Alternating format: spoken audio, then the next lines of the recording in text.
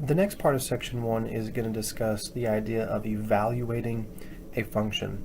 So now that we have a function definition, we're going to look at a mapping notation that is going to specifically define a function.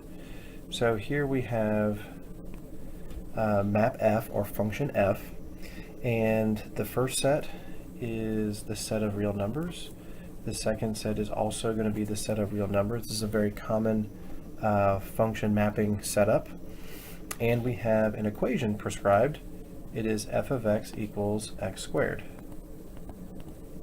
The equation is going to allow us to be able to fulfill the map by using elements from the first set, which is going to be the set of real numbers.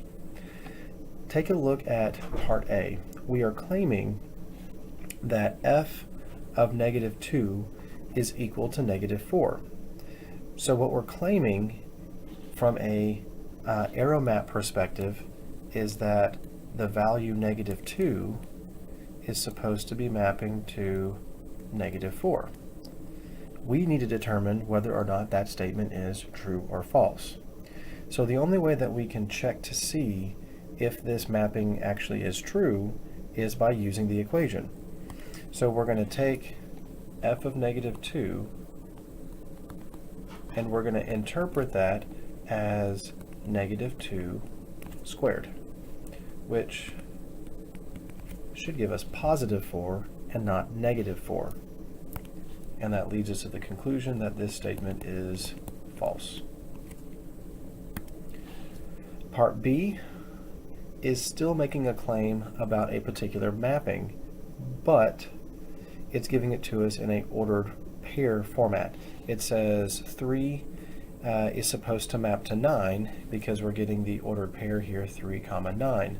So going back to my arrow map, we're claiming that 3 is supposed to map to 9. That's the claim. So again, the only way to check this is by substituting in 3 for our equation.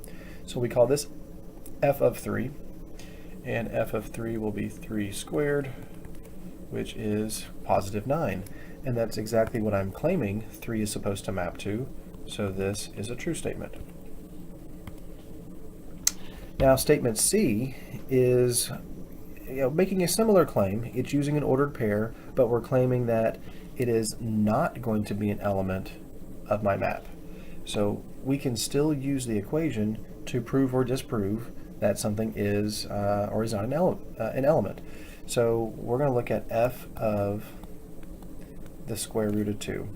And I want to pause for a moment and make a comment about the square root of 2. This is an irrational number. And remember that an irrational number is still real. Irrational is real. And when you look at your first set, you're supposed to be using only real numbers, and that's exactly what we have with the square root of 2. It does qualify as being a real number. Now, it's not a real number that we use very often, but it is still a real number nonetheless. So this is going to result in the square root of 2 being squared, and we should be familiar with the squaring and the square root operations being what we call inverse operations, which means they effectively cancel each other out, leaving us with just the value of 2. So I do have the square root of 2 comma 2 as the ordered pair, but I'm claiming that it's not an element of f. But according to my work, it appears that it actually is an element of f. So my statement ends up being false. And then for the last example, part D, I have f of 1/2. And again, 1/2 is a value that is real, but sometimes we don't really think about it because we usually think of things like 1, 2, 3, 4. That's just what we naturally use. But when we're allowing ourselves to use all of the real numbers, we have to be considerate of even the fractions. So f of 1/2 is going to give us 1/2 squared, which will result in 1/4. And I'm claiming here that the answer is not supposed to be 1/4, but it clearly is. So this is another false statement.